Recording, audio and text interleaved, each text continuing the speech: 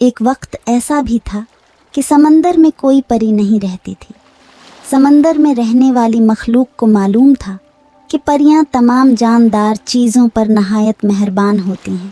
جب ان میں کوئی دک بیماری یا مصیبت ہوتی ہے تو وہ ان کا پورا خیال رکھتی ہیں۔ اس لیے سب رنجیدہ تھے کہ ہم نے ایسی کیا خطا کی ہے جو ہماری ہاں پریاں آ کر نہیں رہتی۔ چنانچہ سمندر کی ساری رہنے والوں نے پرستان میں اپنا ایلچی بھیجا اور وہاں کے بادشاہ سے درخواست کی کہ کچھ پریاں سمندر میں بھی بسنے کے لیے بھیج دی جائیں تاکہ ہماری آڑی وقتوں پر کام آ جائیں۔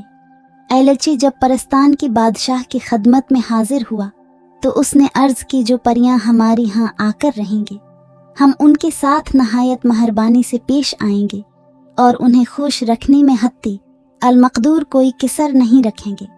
بادشاہ اپنی درباری پریوں سے مخاطب ہو کر بولا، تم نے سنا سمندر کا ایلچی ہمارے پاس کیا درخواست لے کر آیا ہے، اب بتاؤ تم وہاں جانا اور نیلی سمندر کے پانی کے نیچے رہنا پسند کرتے ہو؟ پریوں نے کانپ کر کہا، ہم وہاں جانے اور رہنے کے لیے بالکل تیار نہیں، ہم یہیں خوش ہیں۔ اس کے بعد بادشاہ نے جنگل کی پریوں کو بلایا اور ان سے پوچھا کہ سمندر میں جا کر رہنے میں تمہاری کیا مرضی ہے؟ وہ بھی سب سر ہلا کر کہنے لگے کہ یہ ہری بھری جنگل پہلوں پھولوں سے لدی ہوئی باغات، ان میں بولتی چڑیاں اور کہیلیں کرتے ہوئی جانور چھوڑ کر کہیں جانا ہمیں گوارا نہیں۔ بادشاہ نے اسی طرح باری باری تمام پریوں کی مرضی معلوم کی اور سب سے سمندر میں جانے سے کھلم کھلا انکار کر دیا۔ اب صرف پانی کی پریاں رہ گئی تھیں۔ آخر میں بادشاہ ان کی طرف مخاطب ہوا اور یہ دیکھ کر ہر ایک کو حیرت ہوئی کہ وہ بلا جھجک فوراً تیار ہو گئیں اور کہنے لگیں، حضور ہماری اس سے بڑھ کر کوئی تمنا نہیں کہ ہم سمندر کی پریاں بن جائیں۔